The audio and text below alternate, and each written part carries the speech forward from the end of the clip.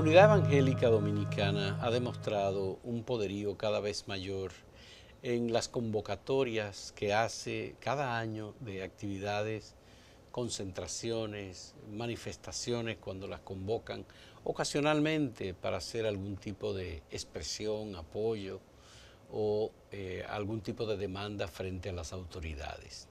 Es una comunidad muy dinámica que se renueva constantemente, pero además que tiene muchas cabezas.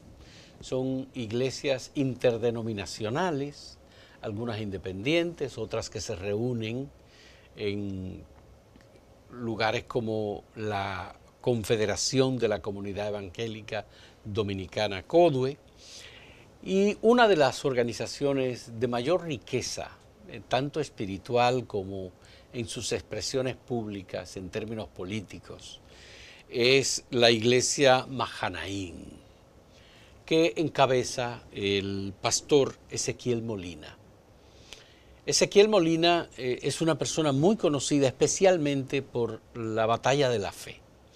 Pero a quien tenemos hoy en esta conversación es Ezequiel Molina Sánchez, que es pastor de la iglesia Mahanaim, pero al mismo tiempo es vicepresidente de la Batalla de la Fe, que es la organización sombrilla de esta iglesia. Y le agradecemos a Ezequiel Molina Sánchez que haya aceptado venir a conversar con nosotros sobre la comunidad evangélica y algunas expresiones de la política, como hemos visto, que ya en muchos casos han presentado candidatos a posiciones electivas y se expresan públicamente sobre temas como la reelección presidencial, la modificación de la Constitución de la República, estos temas que son más del aspecto político partidario que de la cuestión propiamente de la fe. A Ezequiel Molina Sánchez le agradecemos que haya aceptado conversar con nosotros y nos interesa saber, Ezequiel, en primer lugar, ¿cómo se diferencia una persona que pertenece a la batalla de la fe o a una iglesia como esta iglesia de ustedes, Mahanaim, que me gustaría saber que me diga el significado de esto? Uno lo ve cuando pasa por la Leopoldo Navarro, pero siempre están ahí. Y de un católico, ¿cuál es la diferencia entre un cristiano de la iglesia Mahanaim y un cristiano que profesa su fe católica? Gracias, Fausto, y gracias a todo el equipo de ustedes por permitirnos estar aquí.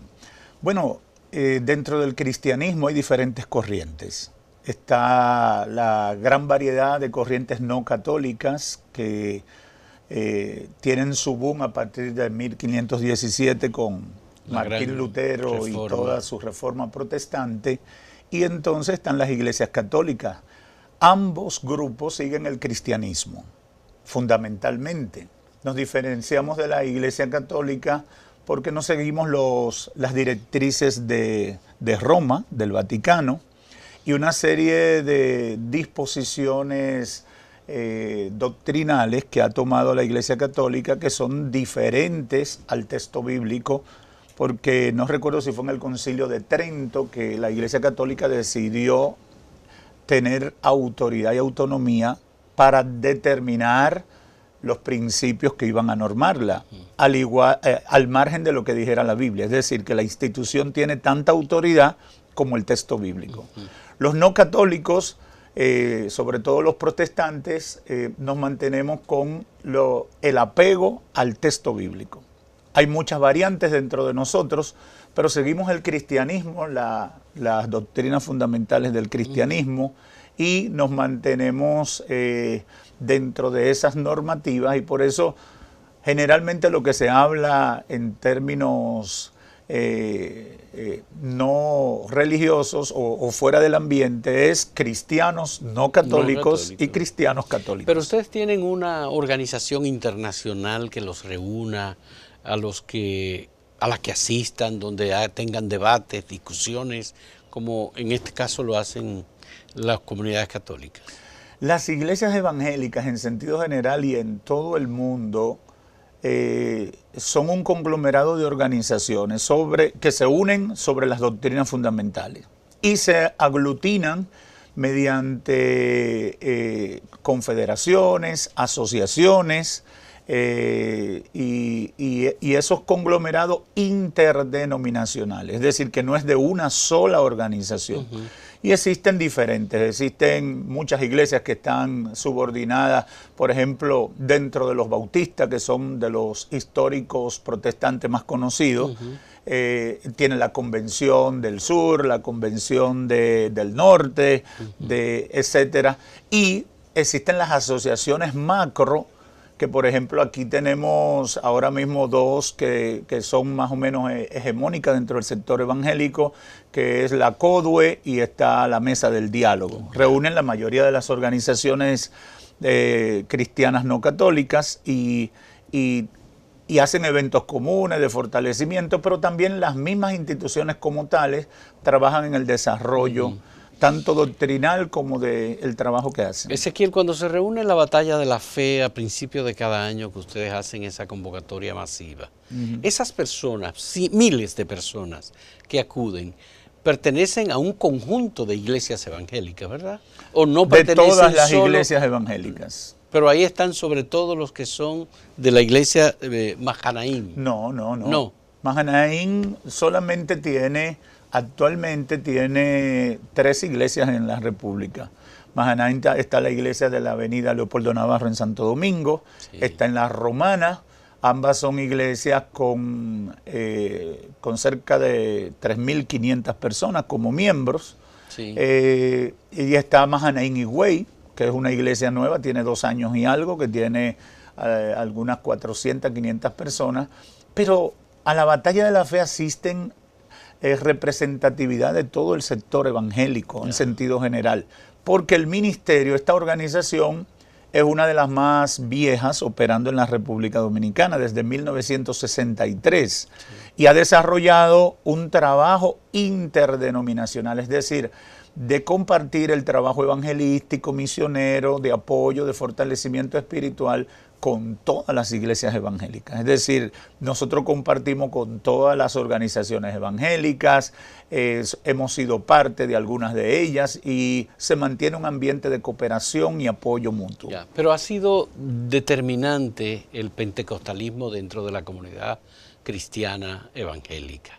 Es decir, ustedes se consideran o están ubicados dentro de los pentecostales. Los pentecostales son la rama de los cristianos evangélicos más activos y dinámicos.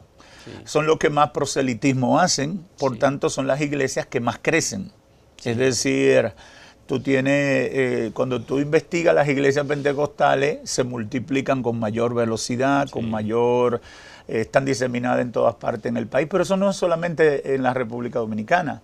Desde 1900, principios de 1900, el pentecostalismo ha sido la voz cantante dentro de los cristianos no católicos. No católicos, ciertamente. Hay una gran diferencia porque los pentecostales tienen una liturgia muy animada, pero además tienen un atractivo muy importante, que es que la expresión del cristiano con Cristo es directa, ¿no? En un sentido. Y en el otro sentido, ¿ustedes entienden o creen en el don de lenguas, por ejemplo? El don de lengua, que es algo que más impacta a la gente, es lo que llamamos las manifestaciones de los dones del Espíritu Santo.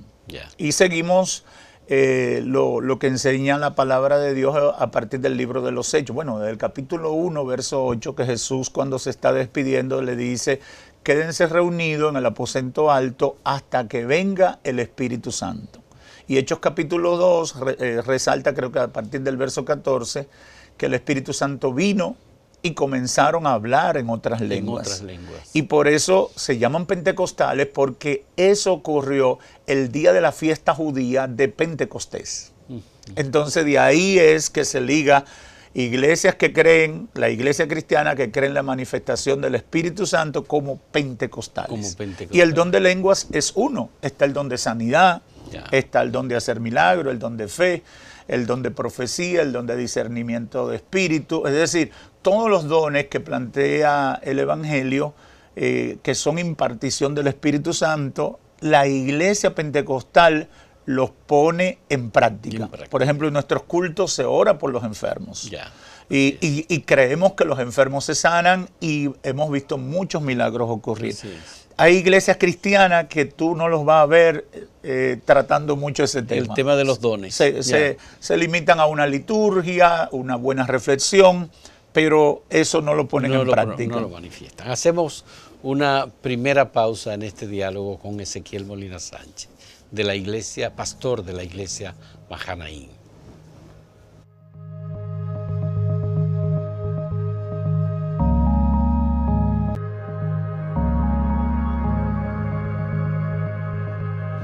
Ezequiel, ¿cuál ha sido el hecho que ha convencido a la comunidad cristiana evangélica pentecostal de participar más abiertamente en las actividades políticas o de expresar su punto de vista sin temor sobre cuestiones políticas?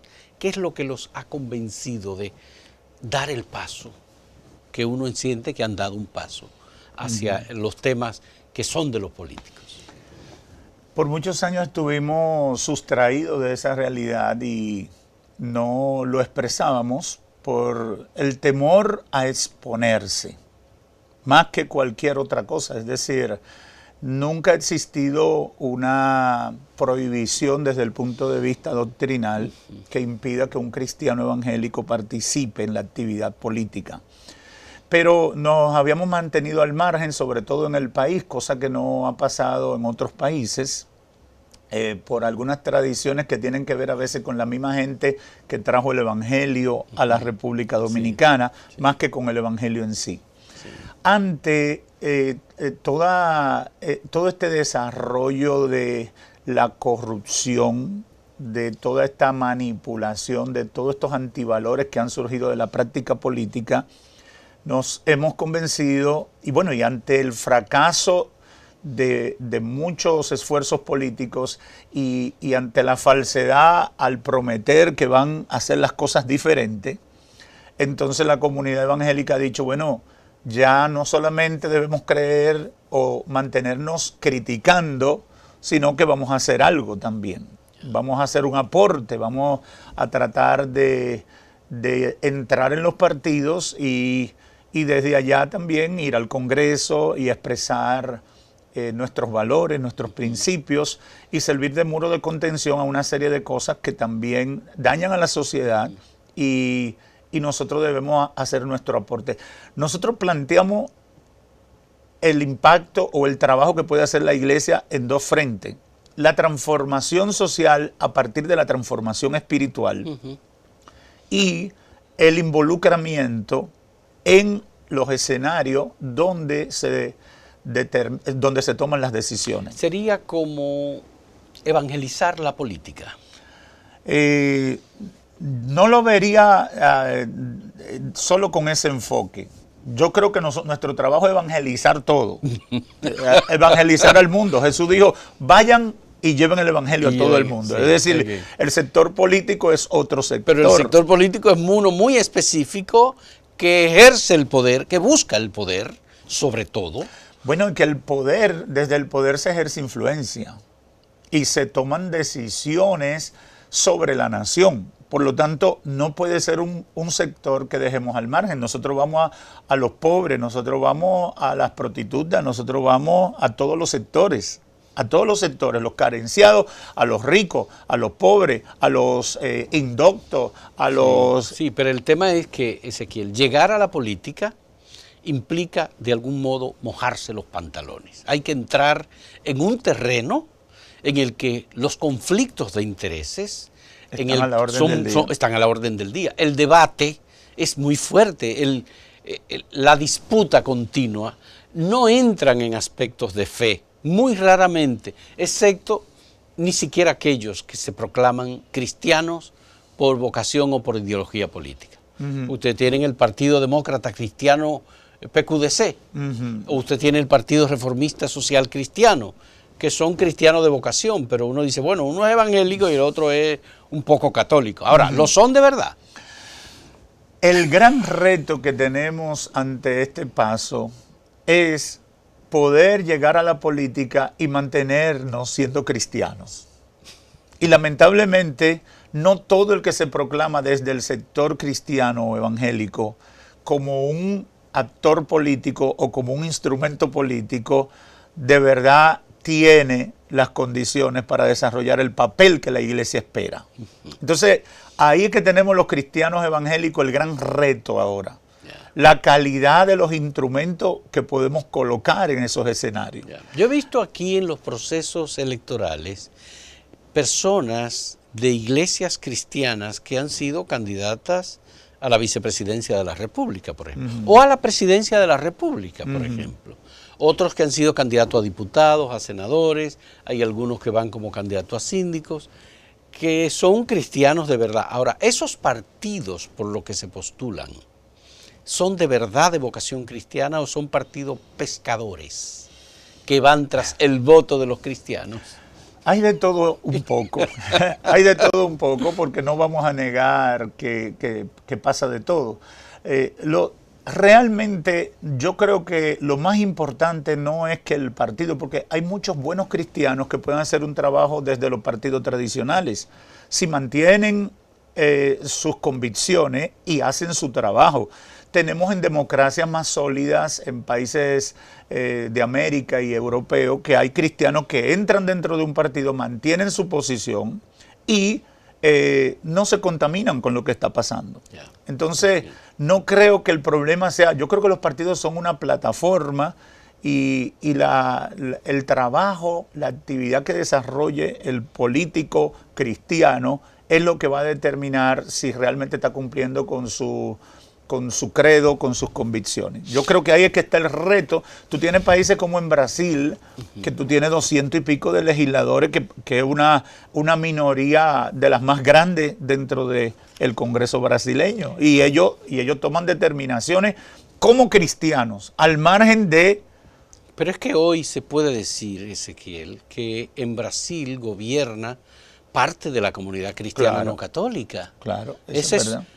Ustedes le aportaron 11 millones de votos al candidato presidencial Jair Bolsonaro, que ganó la presidencia. Y ustedes tienen ministros cristianos dirigiendo educación, dirigiendo salud, dirigiendo el área de política social. Exacto. Ustedes en Costa Rica postularon a Fabricio Alvarado, que postuló en segunda vuelta por la presidencia de ese país. Claro. En Guatemala ustedes tienen importantes dirigentes. En Colombia tienen el senador de Bogotá. Es decir, la comunidad cristiana evangélica tiene un desempeño político electoral visible hoy en muchos países. Sí, más que nunca. Más que nunca. Claro. ¿A qué se debe eso? Bueno, precisamente a lo que te decía. Es decir, nos hemos convencido de que no tenemos un impedimento, es decir, doctrinal, que nos saque. Y segundo, nos hemos sentido defraudados por los que ejercen la política. Es decir, entonces, ya que ellos no hacen lo que deben hacer ni cumplen con lo que deben cumplir, más que uno solo hablar, uno debe participar. Y cuando ocurren casos como el de Jimmy Morales en Guatemala, que ustedes lo apoyaron, la comunidad evangélica se fue con Jimmy Morales, luego de la destitución de Otto Pérez Molina, de toda la corrupción que hubo en Guatemala. Jimmy Morales ha sido acusado de corrupción, ha ido destruyendo la CIGIC, que es una organización que ha perseguido la corrupción, y está cometiendo atropellos en Guatemala. ¿Cómo responden ustedes luego de haberlo apoyado? ¿Decepcionados? Cuando tú apoyas a un político, cuando tú colocas a una persona en una posición, tiene dos opciones, o pueden pasar dos cosas. O cumple con lo que prometió o no cumple. Entonces, pero por eso uno no va a dejar de hacer lo que tiene que hacer. Es decir, el poder emborracha. Sí. Y el poder saca a la gente de la realidad. Yo he conocido mucha gente buena que el poder lo ha transformado. Sí. Y entonces tú dices, óyeme, nunca pensé que fulano llegaría a hacer tal cosa. Pero vienen los que viven dando... coba, donde los que viven alabando y exaltando, y la gente pierde el sentido de la realidad. Así es. Vamos a hacer una última pausa en este diálogo con Ezequiel Molina Sánchez, de la iglesia, pastor de la iglesia Mahanaim.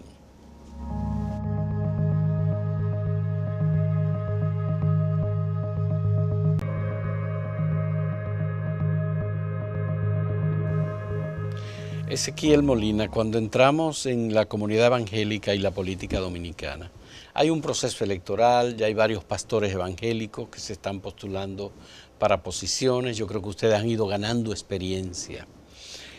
Tanto la iglesia de ustedes, Paginaim, como la batalla de la fe, ¿qué posición van a tomar en términos políticos? Ustedes han tenido muy buena relación con Danilo Medina, que es el presidente ahora y no se sabe si va o no va. Bueno, nosotros nos mantenemos al margen de tomar posiciones particulares porque el ejercicio del mismo ministerio nos lleva a ser cuidadosos y esperar los momentos cumbre donde se necesita ya fijar posición. Nosotros tratamos de mantenernos al margen del debate político partidista hasta que estén las definiciones. Okay. Y una de las cosas que estamos promoviendo es que se comprometa a los candidatos a hacer los planteamientos por los cuales ellos creen que merecen nuestro apoyo. Es decir, hay que comprometer, y yo creo que todos los sectores de la sociedad dominicana deben hacer lo mismo. Es decir, usted viene, ¿por qué razón nosotros debemos votar por usted? Y hacer compromisos que si después no lo cumplen, ok, será su responsabilidad. Y yo creo que ahí es que debemos caminar todas las organizaciones. En el caso de ustedes, ustedes están dispuestos a dar apoyo, pero no están dispuestos a protagonizar ninguna decisión de carácter electoral. Cuando digo protagonizar, me refiero a postular, por ejemplo. No, nosotros creemos que los evangélicos pueden participar, pero los líderes pastorales deben mantenerse en el ejercicio de su ministerio. De su ministerio pastoral. Y no se debe usar el púlpito para yo inclinar, porque en una iglesia tú tienes PLDista, tú tienes PRMista, tú tienes de todos los partidos. Entonces tú desde el púlpito tienes que tener cuidado. Lo que nosotros estamos planteando y queremos que todas las iglesias evangélicas se inclinen es a exigir planteamientos, compromisos, y nosotros tratar de servir de balance en función de esos compromisos o mostrar algún interés de apoyo o una inclinación. Por ejemplo, en Brasil Bolsonaro dijo, esta es mi agenda. La iglesia, el partido de los socialistas estaba en otra línea. Entonces, ¿qué hicieron los evangélicos? Nos identificamos con la agenda de este señor. De Bolsonaro. Entonces, ese yo creo que es nuestro papel. Inclinarnos a quien represente los valores, a quien sea afín a los valores que nosotros presentamos. El protagonismo de la comunidad evangélica en Brasil fue sobre todo de la Asamblea de Dios. Que es una de las organizaciones pentecostales más grandes. Más grandes. ¿Eso ocurre igual aquí en República Dominicana? ¿Cómo así? La Asamblea de Dios en República Dominicana es la mayor. Es una de las organizaciones más grandes, definitivamente, que tiene mayor número de iglesias. Pero no hay nadie que compita con ella. Sí, hay otras organizaciones tan grandes como la Asamblea de Dios, está la Iglesia de Dios, está la misma Iglesia de la Profecía.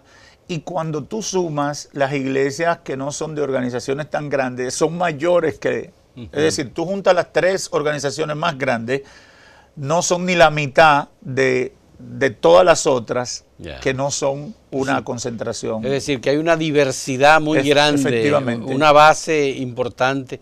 Y en todo caso, ¿son iglesias pentecostales? Sí, sí, todas, la mayoría.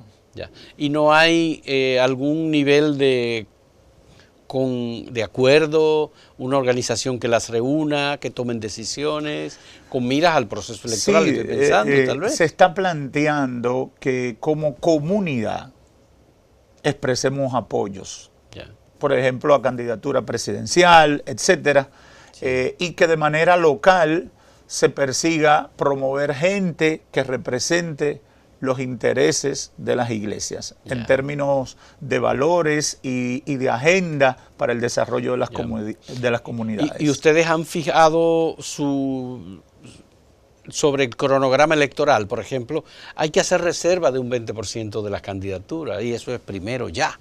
Claro. Ahora creo que es en el mes de junio. Sí. Los partidos tienen que hacer esa reserva, el 20%. ¿Eso hay que hacerlo desde ahora? Y eso hay que negociarlo, por supuesto. Yo sé, pero yo lo que creo que va a pasar por la experiencia de las elecciones pasadas es que los partidos, en la Romana vivimos una experiencia muy especial. En la Romana se estaba preparando una boleta netamente evangélica, al final se preparó. En la Romana los evangélicos son militantemente el 40% de la población. 40%. El 40% de la población en la Romana. Sí, la Romana entonces es la provincia de mayor número de comunidad evangélica. Porcentualmente, relativamente, sí. Wow. Sí, entonces, ¿qué hicieron los partidos mayoritarios? Contactaron evangélicos dentro de sus organizaciones y lo pusieron en la boleta. Ahora, ¿lo pusieron en posiciones ganables? No, eso no pasó. Pero dividió en cierta forma el voto. Entonces yo creo que al final lo que está pasando, por lo que uno oye, por lo que uno ve, es que los partidos políticos están ubicando, porque yo tengo miembros de nuestra iglesia que lo están contactando, y muchos pastores están viviendo la experiencia, gente con perfil, gente que ha desarrollado algún nivel de actividad política o tiene liderazgo, lo están contactando para colocarlo en su boleta y poder decirle a los evangélicos, aquí hay uno de los tuyos. Y yo creo que eso va a pasar en este proceso. Pero ya ustedes tienen la experiencia y tienen que exigir que queden en posiciones que sean ganables. Efectivamente. Racionalmente, eso es lo que se está trabajando. Bien. Muchas gracias a Ezequiel Molina Sánchez de la iglesia Mahanaim por aceptar esta conversación y de la Batalla de la Fe, porque es la organización en realidad que se conoce más. Muchas gracias. Gracias, Fausto. Ezequiel, y muchas gracias a ustedes por la compañía en este diálogo.